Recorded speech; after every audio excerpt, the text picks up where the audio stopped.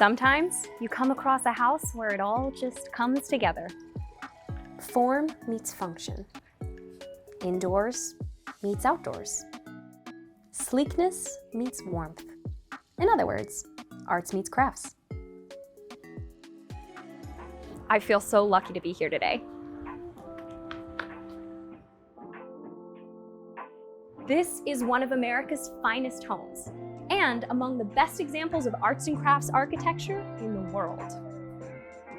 Welcome to the Gamble House, one of Pasadena, California's most stunning gems. And honestly, this architect design down to the very furniture itself experience of a home is one of the most complete and completely mesmerizing spaces I've ever visited. This home's story began on the other side of the country in the late 19th century. During the Gilded Age, business was booming on the East Coast and the Midwest. But with all that growth came a lot of hustle and bustle. That made some of America's wealthiest people decide they needed the very best fresh air, sunshine, and wide open spaces that America had to offer. In other words, California, here we come. The Gamble House is such a great example of the kinds of environments that people were creating for themselves here in Southern California when they were coming from other parts of the country. They were in a new environment, and everybody else pretty much around them was also new to this part of the world too. So what kind of architecture were they interested in inhabiting here? What kind of life did they want to lead while they were here? We see that all around the house in the way that there's so many opportunities for interaction between the exterior and the interior. There's so many motifs from nature itself that are brought into the furnishings and the artworks in the house. One person to make the move was David Gamble, heir to the Procter & Gamble fortune. The family money was mostly in soap and candles back then. In 1893, David and his wife Mary landed in Pasadena from Ohio and soon met up with architect brothers Charles and Henry Green. The Gambles and the Greens had more than a few things in common. First and foremost, they were all from Cincinnati. Small world, huh? Second, the Greens' father was a respiratory physician, so the brothers were sympathetic to the Gambles' desire to live in clean, healthy air, far away from Midwest factories, and the Midwest cold, harsh winters. Architecture that Green & Green was creating for this environment was really based on the ideas of the arts and crafts movement. One of the big values behind that was that people would want to live in a place that reflected their surroundings and interpreted their surroundings for them. So the reason this house is so dark is because the landscape was so bright. You didn't have the kind of tree cover that you had in Cincinnati, so you'd want to have something that would just give you a sense of shelter. So all those kinds of opportunities for different sorts of interactions with the outdoors and interactions with nature that the Greens were providing for their clients are really exemplified in this house. Just take a look at these porches. They take full advantage of the beautiful Southern California climate. They're perfect for outside sleeping. Can't do that in Cincinnati very often. And they also act as a seamless transition space from outdoors to in.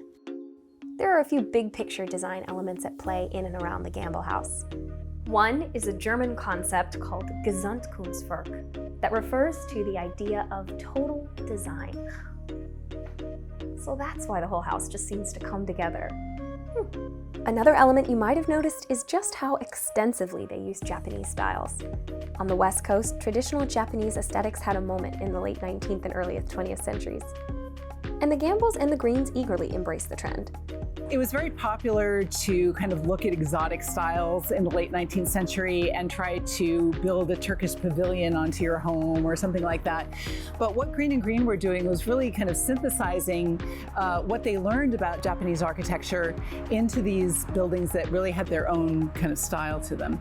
So the idea that you would take something from another culture and learn from it and then apply it was kind of a different mindset than trying to kind of copy something. It's not just the color and balance that's Japanese inspired. They also used traditional motifs throughout the house, like the tsuba, which is a part of the samurai sword, and these amazing little clouds in all the window transoms. Too stunning. The beautiful wood, joinery, and overall lack of clutter also add to that Japanese feel.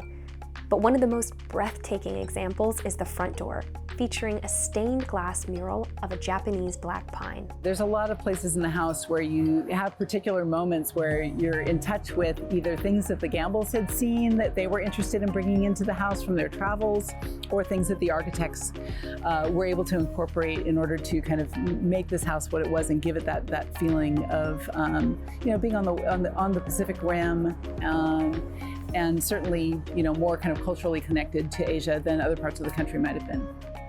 Bringing total design to this space didn't just mean custom doors, glass, and woodwork. The very furniture, fixtures, and even rugs were custom designed by the architects. It really ties the room together, you know? These mahogany antique inlays in the walls? Custom. The Baldwin piano in the living room? Custom.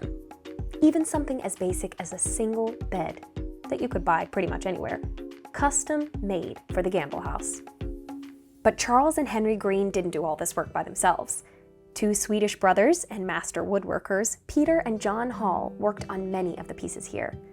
The Greens also employed a stained glass specialist, Emil Lang, whose delicate work still gives this space such a rich, warm glow. And they hired 10 additional local craftsmen to help bring it all together. For me, it's the fine craftsmanship that makes the Gamble house so mesmerizing. Looking around at the furniture and fixtures, you can find so many delightful little details, like inlays of semi-precious stones, even leather straps. You know, a house like this didn't just run by itself.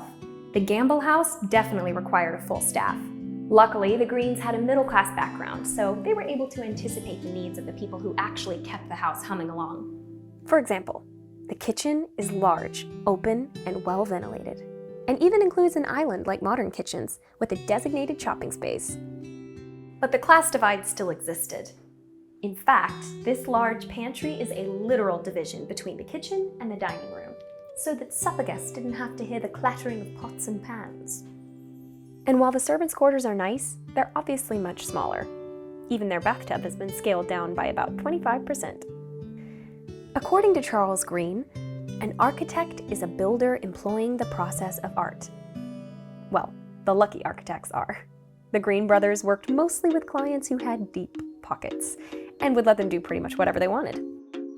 There were a lot of architects even in the mid-century period who were looking back at what Green and Green had done and seeing how clearly things were expressed, that idea of relating to the surroundings through the kinds of experiences that the house provides for you, and really admired their work from 50 years before at the time to really bring those ideas into modern houses as well.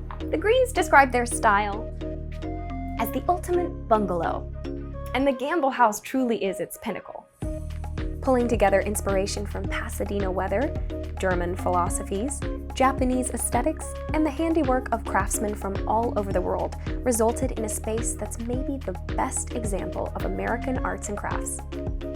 David and Mary Gamble lived here from 1909 until their deaths in the 1920s. The house remained in the family until 1966, when it was almost sold to someone who wanted to, please brace yourself, paint the woodwork white.